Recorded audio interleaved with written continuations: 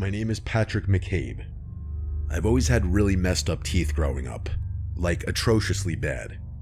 Due to that and a few other things, I got my wisdom teeth out really late in life. Most people who undergo the process get them out sometime in high school or at the very latest early into their college years, but I was different. I didn't even sit down for a consultation until after graduating college. The process was incredibly painful and one of the most irritating things I've gone through in my entire life. I'm not going to bore you with all the details about my recovery, but there is something you need to know. For whatever reason, the pain I was experiencing was so bad that I couldn't sleep through the night without taking pain medication. I developed this system where I would wake myself up every 3 hours to take another pill, cycling between the two medications I'd been prescribed. It was awful, but it was the only thing I could do to prevent these massive toothaches that would quite literally have me in tears.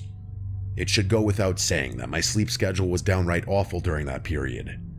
My body started getting used to 3-hour cycles of sleep, followed by periods of being awake, and it was difficult to return to normal even after my recovery was over.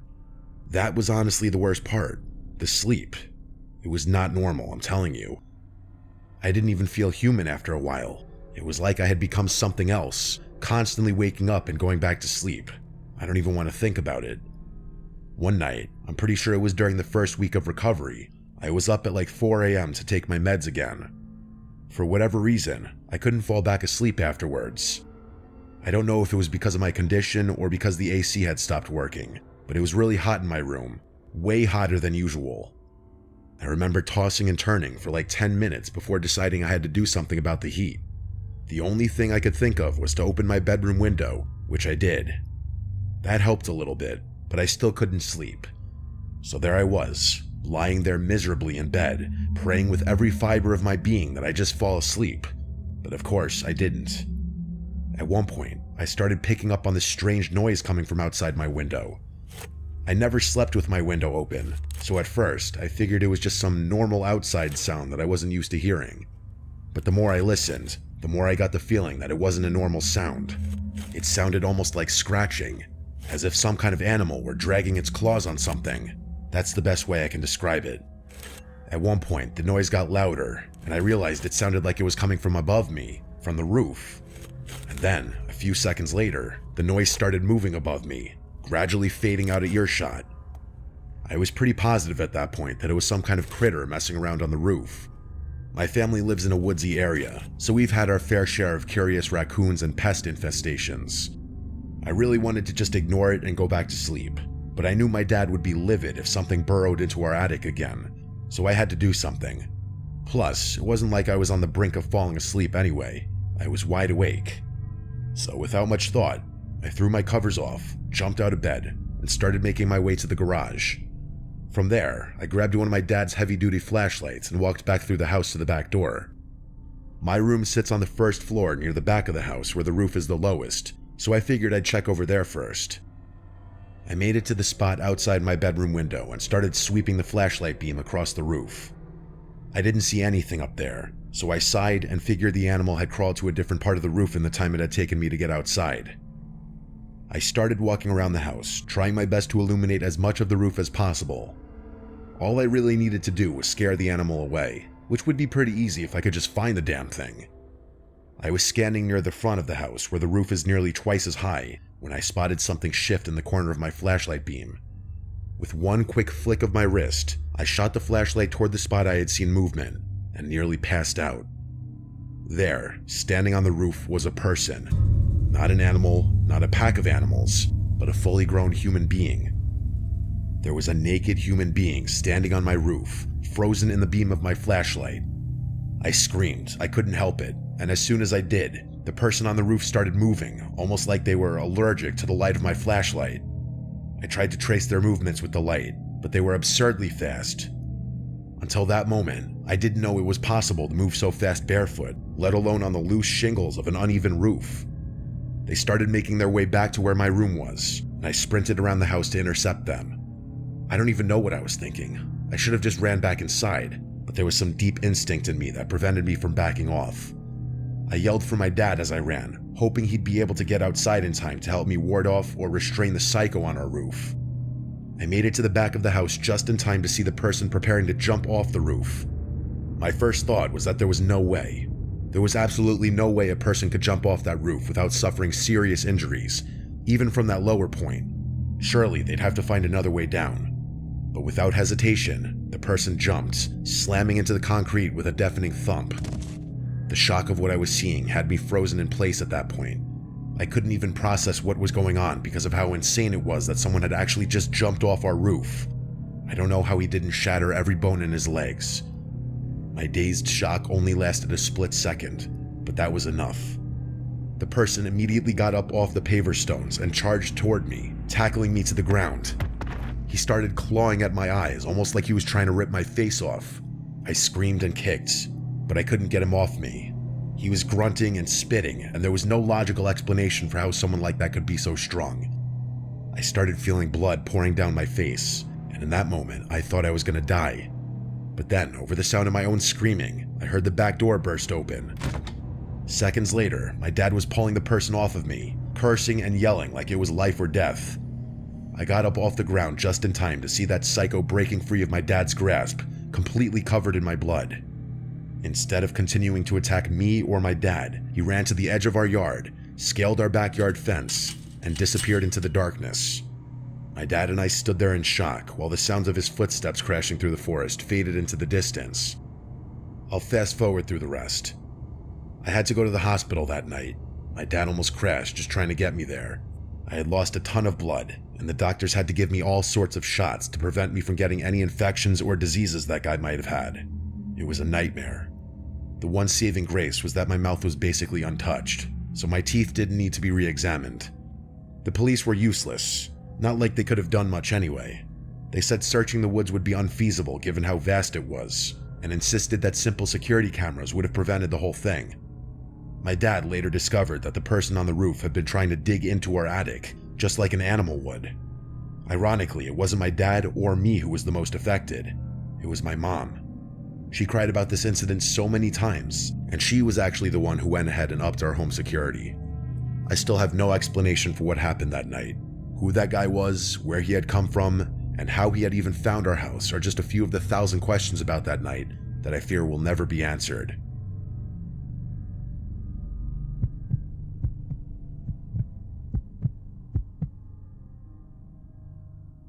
My house is a very unique design. Well, I call it unique, but I bet a lot of people would call it weird instead. And actually, they have. The vast majority of friends I've hosted have all said so, even a handful of girls I've snuck in while my parents were away. As much as I'd love to make things easy for myself and just attach a bunch of photos of the house, I don't think my parents would appreciate that too much. So instead, I'll just tell you the important details. As it pertains to the story, there's really only one you need to know. You know how most houses have a porch or a walkway leading up to the front door, and there's usually some sort of covering above the door, maybe called a door canopy? Well, my house basically has a covered hallway that you have to walk through before entering the actual interior. Imagine your own front door, part of the house on either side, and then push the front door entrance back, into the house so to speak. It's essentially like walking in between two parts of the house without even being inside. This is all to say that my bedroom is on the first floor, right next to the external hallway that leads to the front door. If I stand up and look out the window next to my bed, I can actually see anyone standing at the front door, but they'd have their back to me. Hopefully that description makes sense. I developed a habit at a really young age of peeping out that window whenever a delivery person or guest would ring the doorbell. It was like having a little hidden camera that I could use to check who was there before stepping in full view of the door. What I'm about to tell you happened just a few months ago, at the very beginning of the summer. My parents were out of town for the week, so I decided to take advantage of the situation and let my girlfriend Anna sleep over for a few days. Normally, my strict and traditional parents would be very opposed to anything like that, but what they didn't know wouldn't hurt them. Plus, they'd met Anna a million times, so it wasn't like I was bringing an unwelcome stranger into our home. The first night was relatively uneventful, just a chill movie night with some snacks and a few glasses of wine. We went to sleep at a reasonable hour and went for a dip in the pool the following morning. I'm not really much of a party person, and neither is Anna, so we were more than happy to just spend some time together relaxing, playing games, and watching TV. The second night was when things went down. It was probably sometime around midnight. We were pillow talking in the dark, about to go to sleep, when I heard something from outside. It sounded like a screeching, or something being dragged. I shushed Anna and listened, trying to figure out what I was hearing. It sounded like it was coming from the driveway, which is off to the side of the house. That alarmed me, mostly because it meant the sound was coming from really close to the actual house. I listened a little while longer and realized it was the sound of one of my dad's trash cans being moved around. He sometimes keeps them in front of the garage, and I was pretty positive I had seen a couple of them out there earlier that day. My first thought was that he hadn't fully emptied them and some animal was poking around looking for scraps or food or something. Still though, animal or not, hearing things moving around in your driveway is creepy, especially when you're the only one home and it's too dark to see anything. I told Anna to stay put, telling her that I was going to go shoo away the raccoon or other animal that was rummaging through the trash. Then I calmly walked out of my room and over to the front door. I flicked on the switch for the exterior lights, but they didn't illuminate the driveway enough for me to see anything, just the front yard and the porch. So reluctantly, I opened the door and walked outside, hoping my presence would be enough to scare off whatever was out there. I stood on the porch for a few seconds, waiting to hear scampering or see an animal run across the yard, but nothing happened. In fact, even the sound of the trash can had stopped. I figured there was a slim chance that whatever had been there had already run away, but concluded it was unlikely since I had been watching and listening the whole time. So even more reluctantly, I clicked on my phone flashlight and started walking down the front steps toward the driveway. As I got closer, I realized that one of the trash cans had indeed been messed with. Two of them were sitting against the garage door, but one of them was completely overturned, with its contents scattered across the driveway. I groaned, knowing I was going to have to clean up the mess. I should mention that I didn't see anything out there, even after approaching, so I figured the animal had slunk away without me noticing. Just to be completely sure, I shined my flashlight all around the trash cans, but there was still nothing there. So that confirmed it. Without much more thought, I started picking stuff up from the driveway and throwing it back in the trash can. After I finished with that, I went back inside, opened the garage door, moved the trash cans inside, and locked it. I didn't want to run the risk of something returning later and waking me up. Then I went back to bed. Anna was still awake, but barely. I could tell she was about to fall asleep, so I gave her a gentle kiss on the forehead and tried to get comfortable on my side of the bed without disturbing her too much. I was in that in-between phase of consciousness and unconsciousness, where you're half dreaming but can pull yourself out of it if you concentrate, and that's when I heard something. This gentle tapping noise, like metal on glass. I was convinced it was part of the half-dream I was having, but something about it was just the slightest bit too unsettling. So instead of succumbing to exhaustion and drifting off into sleep, I opened my eyes and looked around the room. Sure enough, the tapping sound didn't stop. I froze. It hadn't been in my own head. It was coming from somewhere in the room. I didn't move a muscle. I just listened, trying to pinpoint exactly where it was emanating from, or even what it was. After a few seconds, I realized it wasn't coming from inside the room at all, even though it sounded so clear. That could only mean one thing though. It was coming from just outside my window. I forced myself out of bed, stood up slowly, and peeked behind the curtain of my bedroom window. In the minimal light from outside, I could see the outline of a person standing at the front door, with their back to me. It was terrifying. I looked for a little while longer, and realized they were lightly tapping on the glass over and over and over again, as if expecting someone to answer the door. But that was insane. It was past midnight, and none of the house lights were on. I tried to make out more details about the person, but I couldn't see anything distinctive without more light. As I was standing there watching them, I noticed them start to turn around. Without thinking, I ducked under the light just in time, and I felt my heart start racing. I must have stayed crouched behind the window for a full minute, terrified that they had seen me. I didn't want to look again, but I had to. With a deep breath, I mustered up the courage to take another look out the window. Slowly, I stood back up, peeled the curtain back, and instantly regretted it. There, just 2 inches from the glass, was a face staring back at me. I yelled and recoiled from the window, yanking the curtain shut again. Even though we were only face to face for a split second, I was able to make out that it was a man with shriveled-looking skin, like someone whose face was melting away. As I fell back onto the bed, still yelling uncontrollably, Anna woke up. I screamed that there was someone outside, then made sure my bedroom door was locked before grabbing my phone and calling the police. The cops showed up a little over 10 minutes later. Anna and I stayed locked in my room the entire time. I really wanted to run to the front door to see where the creep had gone, but Anna was clutching onto my arm and wouldn't let me. When the police finally arrived, I let them inside and told them everything I had seen. They did a quick sweep of the house, and with my help, we confirmed that there was no sign of forced entry, and the entire house was locked up. That put me at ease, but it still didn't explain why that guy was creeping around my house and where he had gone. Eventually, after walking the perimeter with their flashlights and poking around the yard, they told us they didn't find anything unusual. One of them told me to call back should I see that guy again. Then they left. The rest of the week passed without incident. I ended up telling my parents, who, to my surprise, didn't seem overly concerned about it. We don't exactly live in a sketchy neighborhood, so I was surprised that they were being so nonchalant about the whole thing. To be fair though, their reaction made me feel like I was overreacting a little bit. I mean, what had really happened? Some homeless guy had crept around our house? The more I thought about it, the more I realized I was making a big deal out of nothing. But if that were the case, I probably wouldn't be writing this.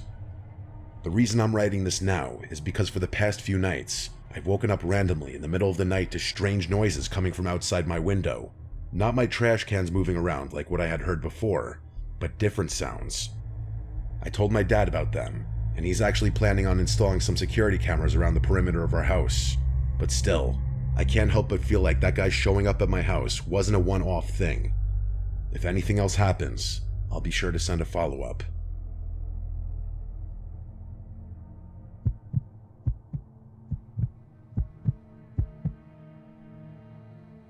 What you're about to hear is an experience that nearly made me lose my mind.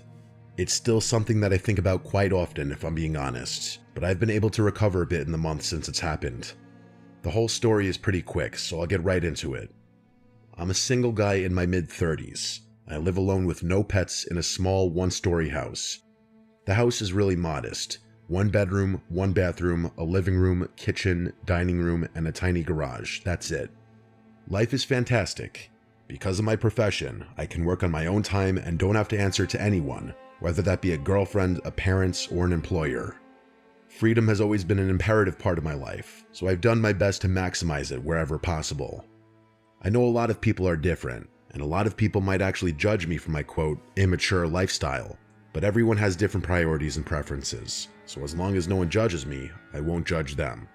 The excess freedom is definitely tethered to its own set of drawbacks though. I've developed some bad habits that I'm sure some people would frown upon. One of them is my sleep schedule, which is god-awful.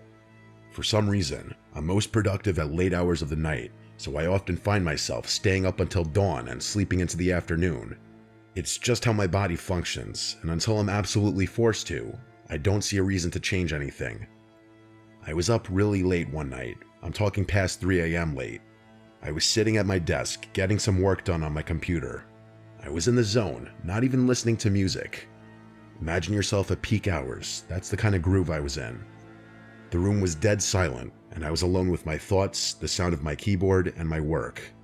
And then, bam, out of nowhere, the silence was interrupted by the sound of footsteps pounding down the hallway towards my bedroom, followed by 3 or 4 bangs on the bedroom door. Like deafening bangs, the type of bangs you'd expect the police trying to barge into a drug den would make. I shot up from my chair so fast I banged my knee on the desk and knocked my monitor over. I was just so shocked, it caught me completely off guard. Just imagine being in your own house at 3 a.m., alone, and complete silence just gets interrupted by banging on your door. It was, and still is, the most terrifying thing that has ever happened to me. Standing up was a pure reaction. I was completely frozen after that. I had my eyes fixated on the door, dreading the moment I knew was coming. The door bursting open and someone barging into my room. Me having to fight a complete stranger in pitch black darkness. But it never came. I didn't hear anything else, not even the sounds of footsteps retreating from the door. It was like I had imagined it, but I was 100% positive I hadn't. I don't know how long I stood there, but I physically could not force myself to move. It was like sleep paralysis, except I hadn't been dreaming. And then, finally, I heard the sounds of footsteps quickly walking back down the hall, so someone had been there. I don't know why, but hearing those footsteps again unlocked my brain. Without thinking, I grabbed an empty beer bottle off my desk, ran to the door, and started chasing after whoever had broken into my home. I didn't even try to be quiet. I screamed at the top of my lungs like a lunatic, hoping that would give me the extra adrenaline I needed. I ran through the entire house, screaming, but I never found anyone. My house isn't that big. There aren't many places someone could hide, but even after checking every room, there was no one there. All the doors and windows were locked too, which was even more confusing. My bout of confidence was completely drained after that, and I felt fear start flooding back in. I sprinted back to my room, locked the door, and called the police. In the time it took the police to arrive, I listened to my surroundings in complete silence, but never heard anything. When the police finally showed up, we searched the house together, but found nothing. One of the officers tried to convince me that whoever had been there had left, but I insisted that everything had been locked up. He told me I had probably overlooked something, and it took everything in me not to curse him out right there.